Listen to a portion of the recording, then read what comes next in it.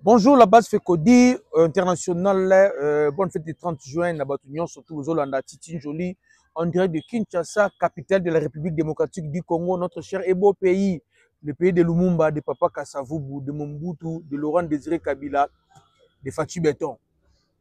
Autant à Joseph Kabila, parce qu'il y a un rebelle. On ne peut jamais prendre des armes pour nous bombarder. Donc, il a pris des armes pour nous tuer. Donc, nous, c'est la FECODI. FECODI est une coupe de pression. FECODI est une coupe de Wazalendo. Nous sommes là pour défendre les intérêts des athlètes congolais dans le sport. Nous sommes des sportifs. Nous ne sommes pas des politiciens. Nous sommes des sportifs. Il y a RDC. Aujourd'hui, nous sommes les 3 juin. Donc, tout le monde a fait FECODI. N'a pas subi nombre de choses éparpillées partout dans le monde. En Nantes. Maman Rose Toya, na pesi mbote, G2 Elanga, Gauthier Bilel également, na pesi mbote également, na Joshua Bellini, depuis les États-Unis. Et pourquoi pas Eloge Kupanda Makombo, na pesi mbote Galvino et Maman Nuskambaka, na pesi mbote sans oublier de tous les temps, de tous les jours, Maman Nanou Chikuna, ya Rodriguez Chikuna. Également, na pesi mbote, bana tuya FECODI, Torobeta, Masolo Lelo, dossier Nabiso na Monaco, RDC, partenariat na Monaco. On va parler également licence CAF. Oyo, ils ont balousa batumi tout en ville à Kinshasa. L'équipe nini doit répondre à critères et licence CAF pour qu'il y ait des coupes d'Afrique. On va parler également de la CHAN. Tokobete à l'Isolo également Italie fait un contrat. Il y a Imbro, na Fekofa, na transfert, il y a joueur Nabiso. Restez branchés et scotchés sur vos fauteuils pour suivre votre émission. Vous venez de suivre les thématiques qui seront développées dans l'émission Nabiso. Oh, vraiment, merci. Nabatutu besoin de FECODI. Ah, tout ça dans Kinshasa. Tout ça dans Kinshasa, babi Kinshasa libanda. Et précisément dans le terrain, il y a Moupé, dans la commune de Kisesu. On commence par Monaco, bana FECODI. Le club français va présenter qui maillot officiel na bango pour la saison haut, ça veut dire 2025-2026. Tu vas présenter qui maillot wana, to monaki bachaki nini ya RDCT. To monaki bachaki na RDCT. Alors nous na niveau FECODI, to déplorer qui ango. To déplorer qui ango et après tant Pogba a signé, to moni bachango RDCA ba commis RDC au cœur de l'Afrique. Merci. Et après to moni Asofati également à la type sous Mayango. Je lui merci. Bien que contrat wana et seulement unanimité, tout ça d'accord, d'autant plus qu'au niveau local, le football local, ils ont le mbongo pour le développement nango et le ministère du sport et le gouvernement congolais bazo chambongo te na ba discipline union surtout en général au niveau local, mais ba ki ko kabambongo au niveau Monaco. On va voir ce que ça va donner. Ce que moi je sais ba moyen de que comme mine parce que base fait connu au niveau ya ville ya Paris ba bengi ngai bazo sala ba commande tina ba Belgique. Gauthier na Belgique peut alors ça là ba commande ba varese ba sombango Monaco de bénéficier. Alors tozo zela sikoyo na contrat biso to bénéficier nini. Na contrat wana il fallait koloba pour to meka ko évoluer côté wana. Dossier mon fond entre parenthèses, on m'a encore posé des questions plusieurs fois par des parents de joueurs. Les parents de joueurs ba poser une question concernant Kisi. Batuningai FECODI yebse biso vérité est-ce que qui c'est ala kana bali alors na moni que to bomba kapé mingi bana FECODI je sais que je vais blesser beaucoup de personnes au supporter ngai ça sera la vérité to bomba kapé mingi mais surtout la quand même vérité na bali qui c'est ali et loko nyo surtout memara succès na mokili OAC qui c'est alaka y compris bali memara succès na bali qui c'est ali mais na bali Kisi, nous devons définir on a 2 étapes. La première étape, il y a Kisi, c'est partie de Bengaka, technique et physique. Ça veut dire quoi? Partie technique et physique. Partie technique et visible. Première partie, c'est la partie technique et visible. Visible, c'est autre chose au monde. Pourquoi j'ai dit technique? Parce que balé, ce sont les techniciens qui font des concepts, des joueurs d'entraînement, partie visible. Il y a Baya Kisi, la partie technique. Côté partie technique, les alliés autobaka entraînement. kisi ya bale na côté partie technique nango eza entraînement. Eza entraînement. Un joueur ce qu'on s'entraîne à côté vous a jamais grand joueur. Au ça a succès. Vous a jamais grand joueur. Et l'entraînement que moi je parle ici, il y a un joueur faut assidu d'entraînement. Ça veut dire quoi? OK, entraînement équipe. Ça là entraînement ndenge entraîneur le bino ça l'entraînement. Ce OK ni na physique, OK ma physique. Ça là entraînement ndenge entraîneur à lobby na yo. Vous avez dit partie technique. À part ça, il faut aussi dans joueur aux alaka l'entraînement privé. L'entraînement privé bah ça là par rapport à la faiblesse na point fort na yo. Nyo surtout les points faibles na yo. Na équipe au travail en côté. Au travail en yo moko na pembeni. Aujourd'hui point faible na yo comme ça point fort na yo. Point fort non multiplier en gros. Yango c'est là que joueur comme un grand joueur. Au monde un joueur monsieur ah yé sur un coup franc à coup fanté. Soit petit corner comme aka. Arata capacité. Ce sont aspect au joueur à quelque travail en na pembeni yé moko. La partie technique qui c'est ba le ngwana. C'est l'entraînement. Na point moko spécial. Pour mon spécial, il faut travailler en individualité, yo moko, sans entraîneur, il faut travailler à Kango. Un joueur ne s'entraîne une fois. Si on s'entraîne en équipe, après équipe, il faut s'entraîner à yo moko. Raison pour laquelle tous les joueurs professionnels, tous les grands joueurs, ils ont entraîneur privé. Ils s'entraînent en club, ils s'entraînent à moko. Mais un joueur qui n'a jamais ballon en dako. Partie technique ezali, ce qui est lié à l'entraînement. Un joueur, il faut à ça là, entraînement. Comprendre partie technique en partie visible c'est aussi c'est quoi deuxième partie ezali un joueur il faut se la discipliner discipline toujours le bela awa ezate que non joueur a outil entraînement ndoko avandi le baki entraînement oh boulot palais ils a discipline discipline ça veut dire quoi un joueur faut comportement na yo aux un comportement il y a professionnel ça c'est un joueur faut la poli vis-à-vis de dirigeant de club na yo un joueur il faut un régime alimentaire où ils ont approprié par rapport à yo parce que beaucoup de gens jouent équipe moko beaucoup jouent salaire moko mais beaucoup de gens sont moko té vous comprenez beaucoup de gens sont moko té ngai peut-être pour ngana tonda il faut l'aime sous nalia 700 grammes à l'os pour ngana tonda mais ça na joueur sous pour ngana tonda faut aller 1 kilo à l'os et ça na sous pour tonda faut aller 500 grammes à l'os. Discipline alimentaire, il faut ezala. Joueur, tu vas bien discipline comme il a ramassangate. Comme il a ramassangate, saison ezate. Mais tant que saison ezali, yo joueur un ou la libanda. Au contraire, no ba boîte, au milagano ba shimboki, au milagano chicha, manque de discipline professionnelle. Et que bon m'appelle yo, au quand on banganga pamba. Donc, sur ce qui est visible, première partie est qui c'est les joueurs ezali technique, la partie visible. Discipline, ce qui est visible. Même le niveau de club, si on a l'équipe, il faut un bon projet. Nous sommes un projet qui toko. Au Luki entraîneur, il y a qui toko. Au sali un bon recrutement. Les bons recrutements qui moi je parle, ce sont les joueurs qui ont un talent, les joueurs qui ont une discipline, les joueurs qui ont un soutien professionnel. On va se soumettre à des conditions club et les joueurs disciplinés. Après, ça va prime, bon mettre belle ce qui est sympathique.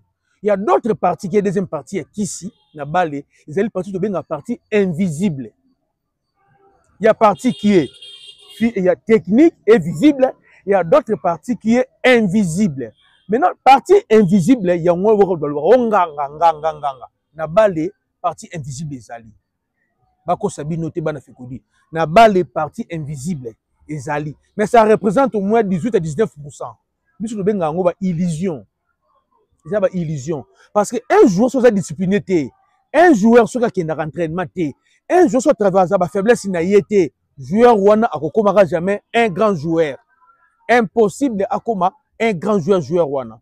Partie invisible, c'est quoi? Ça représente au moins 18 à 13% peut-être dans ma balle. Il y a des sangos. Ce qui n'est pas dans le balle, le fait que non, sango dans un match, sango ko benga yo a sélection prière à 9h, après sur la prière. Na chapelet après so mai après so putulo bataka so batwa kuli après so sango après sio après so mungwa sango mutu après so biloko wana nazo makambo o na yebi salamaka na football sango apesi yango okeno na oti pa nganga te oti pa ya sango o babengaka nganga ya nzambe sango apesi yango yo okeno na ndako avant là le sali ba prière sango apesi yo et les prières là sango apesa yo ezalaka na Bible akopesa yo mai wana omeli osali na ba diro sala sango mutapesi yo wana je pense eza kindokité tolongo wana même dans l'église de réveil eza na ba joueur o avaki des matchs azora botini na ye biloko ne tout aketi comme pas pasteur na ye pasteur asambeli yango apakona huile d'olive aye na mai pasteur asambeli mai wana apesi na mungu pasteur église de réveil basalaka yango na lobite eza mamanganga à part wana il y a d'autres joueurs o bakendaka na ba illusion tata mo azana kimba nteke soki pa na ye ayebi soki non avant match ko lobisa mutute tu comprends avant match ko lobisa mutute ti romata na terrain wana ke pa na ye misusu bakendaka ok papa mona livulu kuna ayebi soki non omoni ozabwe boza na match bon jour à match bon jour à match yo so la muki na tongo même suba zo masuba na mela après zo masuba na kotusi na babotini na yo sopi na babotini na yo kende na terrain o pa ko sala yango à croire na makambo lobi ne pas tatana otina livulu ayepe na terrain à croire na yango esimbi donc mutu na mutu azana kisi na ye na bale. Vous comprenez?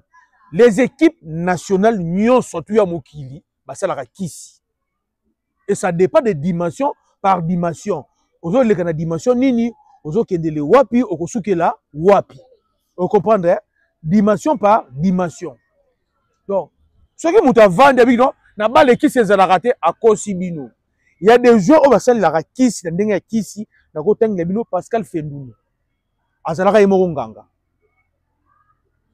Je connais encore un Guinéen, Titi Camara. Abanda Robert Bale, Azana Mayaka na kiu, mwana mobali anota Mayaka na loketo. Mwana mobali.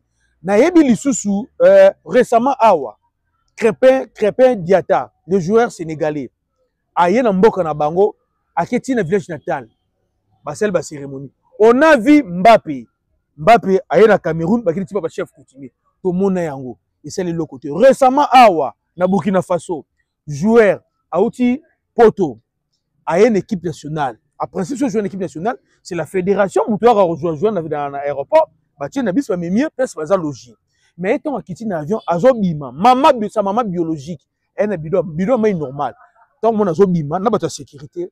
Moi na ye maman bimi, bah non, abi maman ne ba tire pas ya maman fongoli boulanya mai. Amélie Maï, on doit qu'il a moi l'année. Moi, là, tu peux être joueur professionnel. Maman, faut que nous Maï, Amélie, aboquer moi l'année. À l'objet, on n'a pas de banga aboquer nabi. À l'objet, après, je me suis appelé Maï, à Kangdam de Tikali. Après, si moi, n'a pas fongoli, moi, na Mélinda, mais quel papa, moi, na joueur à côté de la poche. À matin, le bisaki. Parce que moi, bisanga cérémonial, maman sali. Les amis. Tu vois, le bisou koloba, parce que notre souci, c'est que non, bah, je vais te baler les bossos. Parce que, sur le même, on a la logique, voilà. Bon, comme on a une illusion. Beaucoup de joueurs n'ont pas de Kinshasa, ils ont une illusion. Des illusionnistes, on a une morale. À tout seul entraînement, ce qu'on y a, on peut se dire ça. Aujourd'hui, on a le qui na poto boaki. On a vu Jean-Marc Makous Mundele, a sumba de maki na poto. Au monde en côté. De maki. Tout le monde a Zadio. Abimana Nzambala.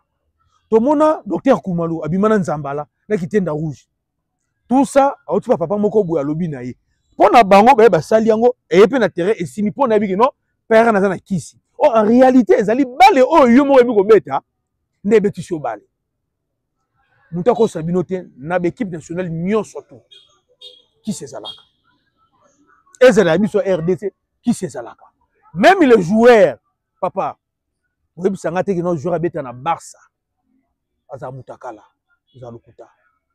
Au joueur abete na Chelsea titila bazala mutakala te mais bazala ba blo mo basalaka mususu ezali ki non akendra avant match akipa maman na ye maman na sali cérémonie chaque joueur chaque humain a un pouvoir traditionnel et le pouvoir traditionnel ou le pouvoir coutumier n'a rien à voir na kindoki n'a rien à voir na ki magie ngande na zabone na sala na voyager na kitala ba parents na ngai o ba botanga biologie no papa ndeza na ki voyage mulai non que le mbongo admettons na Canada que le vie na Canada papa na maman na nga ba bengi singa na ndako na to lali pa na bango na butu papa bla musinga bi misinga na viranda vandi singa bi mwana na ngai mondo zo kende kuna ko zo mbonga mutu te ko zo mwasa mutu te sambelaka nzamba wa pambola papa nanga zo bokelinga soyi na kepe poto simbi so yeb sanga kino papa nanga pesa nga kisi papa nanga kanginga ndoki et là zo boma biso les Congolais tu vois le pasteur ba côté surtout dose makambo moko boye même nos joueurs et bezo monana baza ko évoluer parce que un joueur zo banga même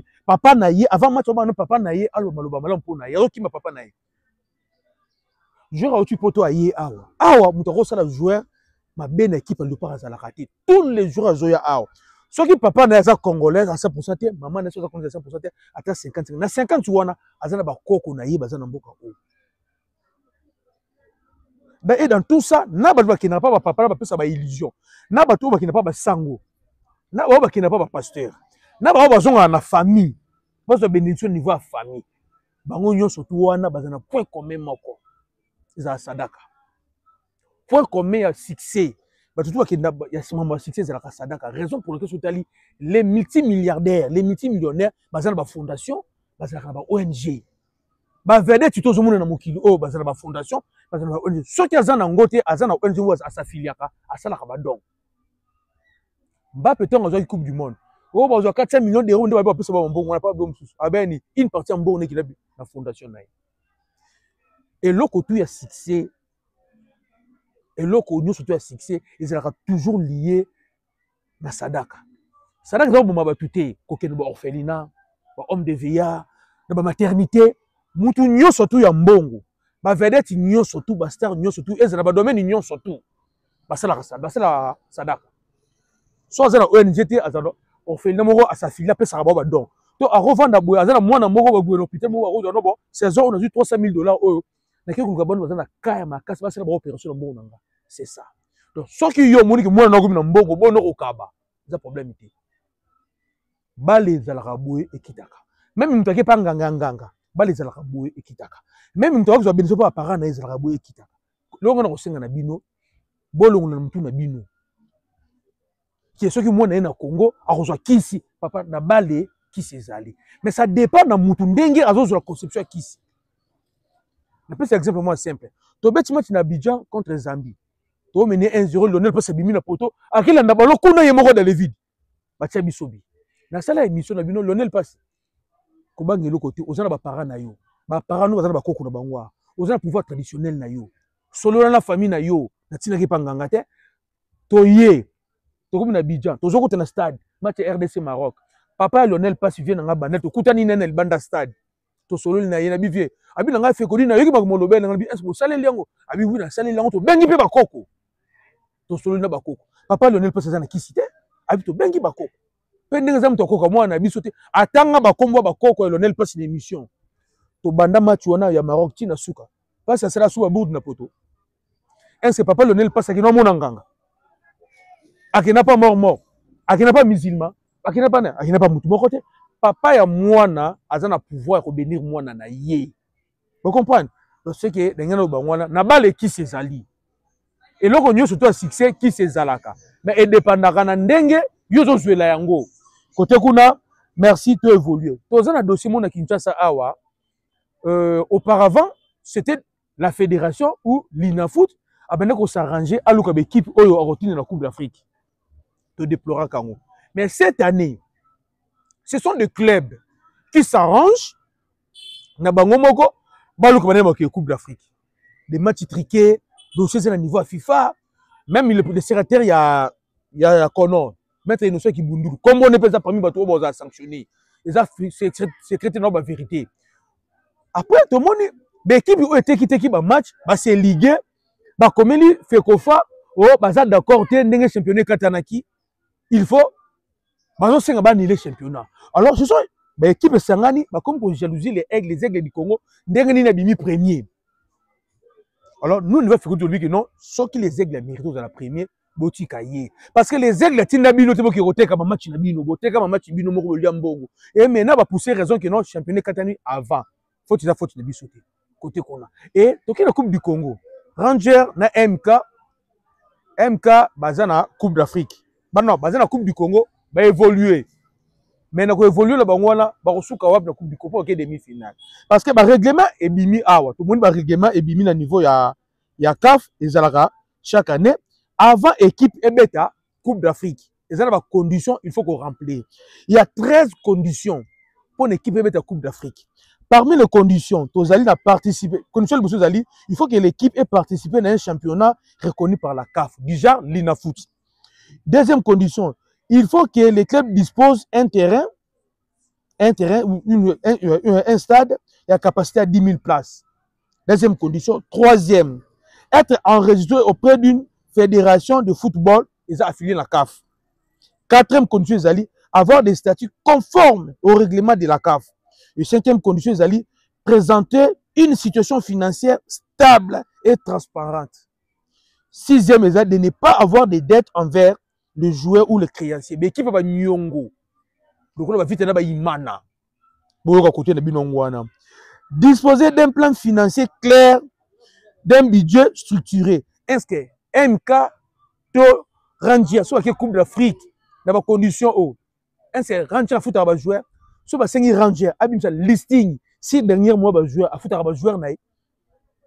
Huitième, ils allaient être libres de tout litige juridique en cours. Et neuvième, ils allaient avoir un système de gestion des conflits internes. Vite na imana. Na ba mazimna lupopo. To bi imane ko maka o to ke solombo pas mettre taureau. Vite ra o papa colonel Nyombi. Et dixième, ils allaient respecter les règlements de transfert de la CAF. Déjà nos joueurs respectent un règlement. Te bango nyoso, ba club na biso. Onzième, ils allaient avoir des équipes de jeunes. Avoir des équipes de jeunes de U17, de U20. Douzième, ils allaient avoir un entraîneur principal titulaire dans licence CAF A. Licence CAF A. Un entraîneur, les Aigles, les Anango. Et 13e, ils allaient avoir une équipe féminine, Seigneur Yabana Bassi. Parmi les critères OYO, ils allaient avoir club Misusu, ou des dérogations, le club avec club. Alors, rempli les critères, nous sommes mais parmi les 4 clubs congolais, Bazana, Baza autorisé.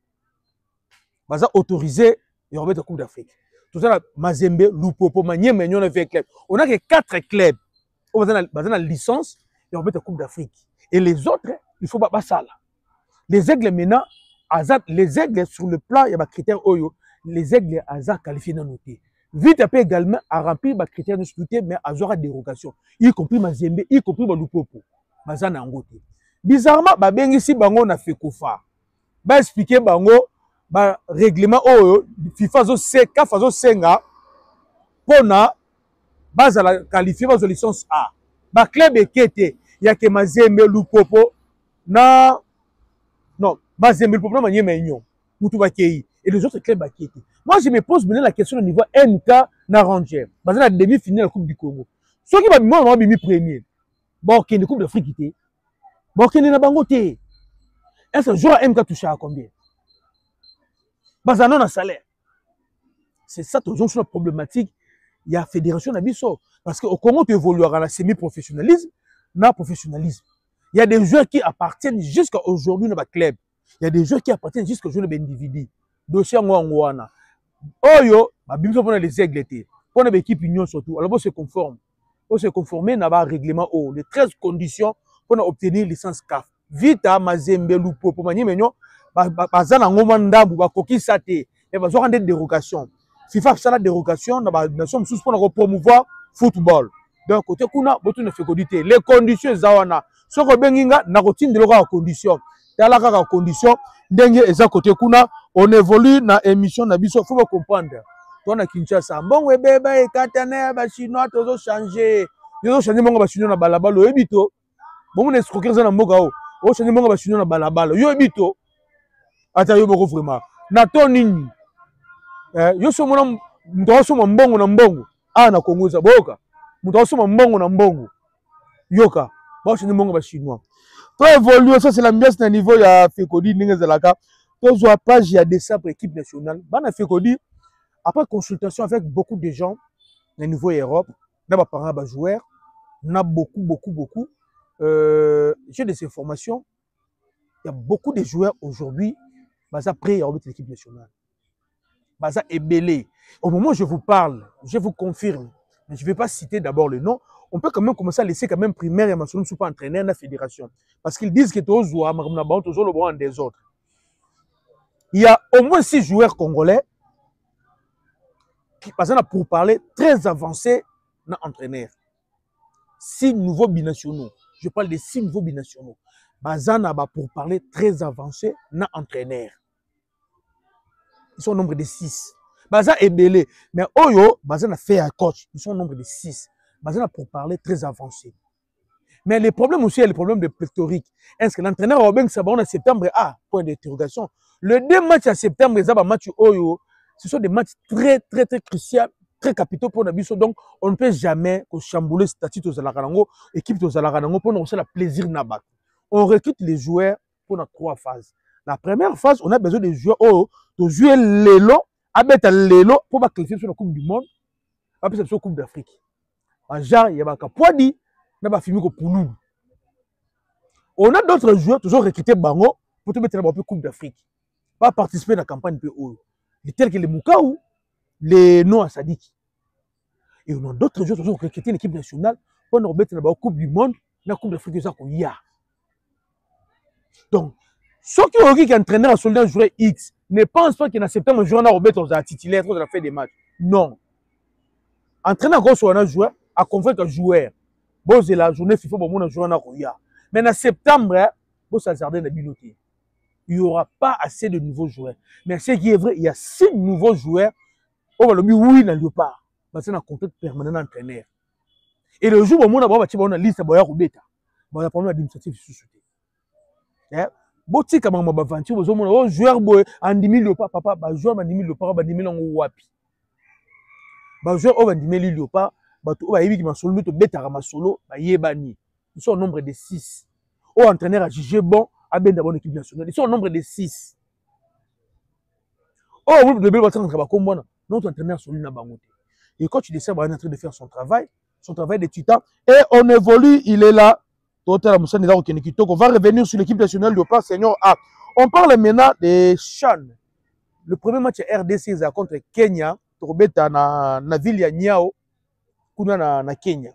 Premier match Torbeta kuna on na Chan. Ça sera le 3 août. Aujourd'hui nous sommes le 3 juillet. Dans un mois RDC Torbeta na Kenya, match Liboso à Chan. Où en sommes-nous avec les préparatifs ya Chan? Où en sommes-nous? Bana fait Kodi. Est-ce qu'il n'y a pas moyen d'exister dans Chan? Question marque. Parce que le meilleur joueur, cette année, le joueur Wana, Nazoeb Sabino, au moment où je vous parle, bango tout va solliciter le Bandamboka. Je ne sais pas, on va composer l'équipe Chan, n'a pas joueur Nini. Parce que le meilleur joueur va solliciter l'équipe du Bandamboka. Bango tout. La liste de présélectionnés, Oto Yebaka Wana, bah, tenu sous compte parce que nous hier j'étais à l'aéroport à Njili na moni ba joueur congolais ba en Arabie Saoudite nous sommes en Tanzanie ba sommes en na ba voyager na bango donc liste wana et Tanzanie nango il faut pas bandela liste ba qui une préparation bonne chance côté la bango kuna pour conclure comme presque na suka contrat RDC Imbo je pense on a tout dit na niveau Fekodi tout le seul nombre d'émissions tout lobby et jusqu'à la fin. Lui-même, le président Sambi, président Yafia Kono, a lobby vérité. Entre Kono, entre Fekofa, na Imbro, Magouye le Kek Makasi, Moutoumorte a respecté le contrat. Oya Kosi Oyo, Oya Kosi Oyo. Et le président a rejoindre Bisso, tant le barguenon, qualité à Varis Tolatara Oyo, à Léopard, et à Kito côté. Qualité à Imbo Tolatara Oyo, qualité à Tissinango, et à Kito côté. Et l'entraîneur, comment pas l'entraîneur, le président de la Fekofa a reconnaître en interview que non, qualité, il a reconnu ça. Donc, déplorant tout ça, 3 ans, na dizaine, il a reconnu ça. Tout ce que tu as le d'émission, il a le bien. Donc, toujours, c'est la contre si là, toujours là, l'équipement ni barouya, pour te sur là, bango. Concernant le transfert, il y a des joueurs. Bana fait dit. Le transfert de joueurs, et ça, la mara, pas par rapport, il y a Busso Congolais, par rapport, il y a joueurs. Il faut pas clair. Moi, je vois les gens dire que non, oui, c'est Manchester City. Oui, c'est équipe. Moukawa qui équipe. Papa, le transfert, il y a joueur, c'est là, par rapport, il y a clan, il y a joueur. Par rapport, il y a projet, ben, représenté. Joueur, c'est là, venir dans le club et dans l'équipe nationale. Pour nous, les Congolais, tous les monde dans le club, tout le monde jouer dans Bisso. Mais les joueurs lui-même, dans le clan, pour venir, un joueur ne peut jamais quitter le club au titulaire, à qui est dans le club, on nous vend là-bas. Joueur, moi, l'inga angote. Donc, les choix, il y a demande. Le transfert de joueur est dépendant de joueur. Encore, on voit que non, avec une équipe X, ça sera titulaire. a décidé l'équipe avant d'arriver un bon joueur à ça là. Vous serez même étonné. Je vous le dis, vous serez même étonné. Scoop. Tout ce qu'on vous dit sur Noah Sadiki, ce sont des mensonges. Les clubs qu'on est en train de citer pour Noah Sadiki, ils ont le Kouta. Boza la Kimia. Noah Sadiki a signé. Mais les clubs qui ont la binoana, ils ont le Kouta. Vous comprenez? Ils ont le Kouta. Problème net, il y a oui ça. Problème net, il y a oui ça. Comment son père, Bohemo, a joué équipe, oui, c'est-il a joué équipe. Tu as vu ça, la Turquie. Na moni Congo me va fâcher. Oh oui ça, offre Turquie à Boyango.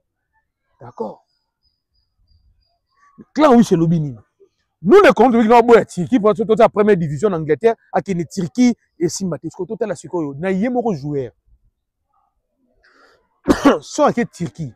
Pour naïe. Amati, toi Kiti, il y a proposé de société d'une Zakuna ou séduire pour démoquer Turquie. Dans tout ça, on a fait Kodi. La scène n'a pas du tout besoin de wana. Aucune parle de transfert sur les joueurs. Bako Sabino. Bazoko Sabino. Tout ce qu'on dit sur Noah Sadiki, ils ont le quota. L'équipe a tout le temps, ils ont le quota. Nan a un contact na clan ya Noah Sadiki. Définitivement le joueur a ça un transfert par rapport à venir naïe, par rapport à la carrière naïe. Un joueur titulaire d'une équipe X, il ne peut jamais accepter de quitter l'équipe Wana, à une équipe Y pour vendre dans la banque. Et ça, la marqué. Tout ça, c'est comme nous tout. Et les Congolais, nous, on commence à réfléchir par rapport à un joueur. Que comme on est dans le parfois, on est dans la première division d'Angleterre. Oui, d'accord. Tu vois, tu as Moukao, tu as Moukao na Chelsea. Tu as Moukao na Chelsea. On est là. Et qui s'est vendre, à s'adapter, et jouer. Donc, côté Nabozala, Calme Bana Fekodi, ce qui a retenu aujourd'hui, les conditions pour obtenir licence. Il y a CAF pour équipe et puis la Coupe d'Afrique, il y a 13. Non, Clem va revenir en côté. Mais CAF a ça la dérogation pour promouvoir le football au niveau Afrique. Il y a des équipes sous Bandima Bango, telles que Vita, Lupopo, Manyema, Mazembe, Simba, l'équipe est belle en Afrique, va revenir en conditions hautes. Mais Bandima va pour promouvoir le football en Afrique, Bandima Bango. Dans les aigles, bon s'inquiéter la biloté. Les aigles peuvent avoir même million de vite dans Mazembe, va revenir 13 conditions. Mais bon pour ça, condition, bon comme la CAF, bon soit dérogation. Bon bêta. Les gens, bah les aigles de Coupe d'Afrique étaient. Mais à gagner millions sur le terrain, à la Coupe d'Afrique des points.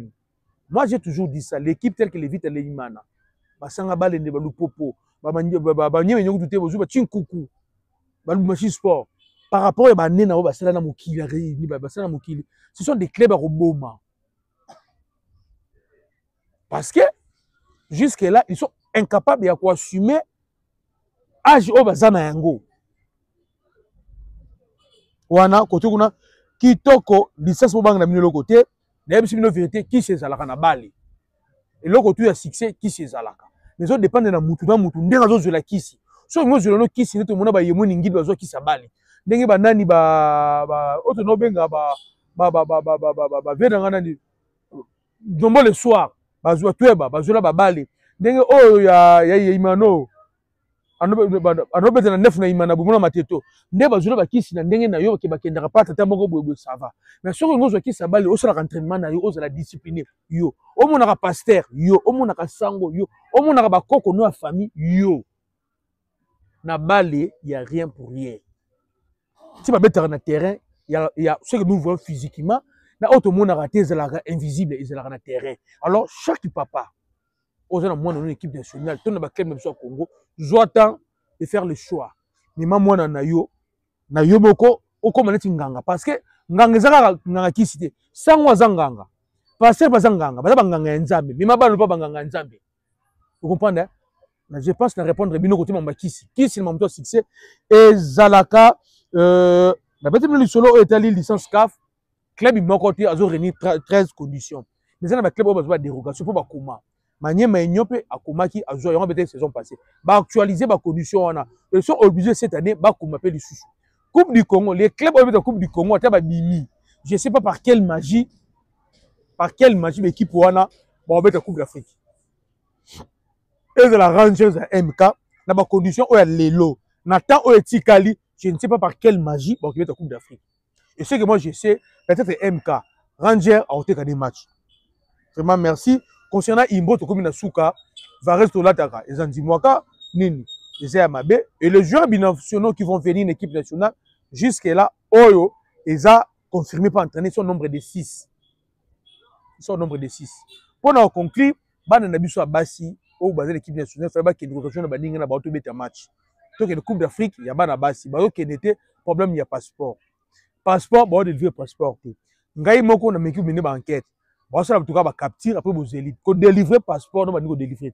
Maintenant, toujours pour se poser la question, même équipe nationale, juste équipe nationale, beaucoup ça la bango mesure mon d'urgence on peut savoir un passeport, qu'il y ait une région d'équipe nationale.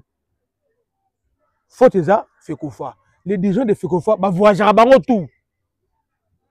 Parce que ceux qui vont à Fekofa, qui est le ministère, ministre Amoni, collègue des affaires étrangères.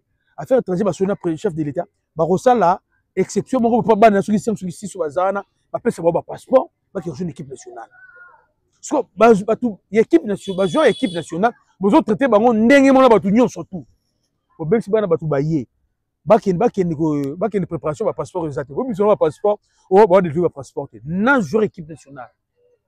Papa c'est la nation. Bazo ko engager nation. Vraiment, et puis si biso pasi, batu tout bolandi fait connu partout dans le monde, après si bino ba mbote ndenge za la kaka, ninga lo bezate, gismi kitoko to. Bye. Merci vraiment.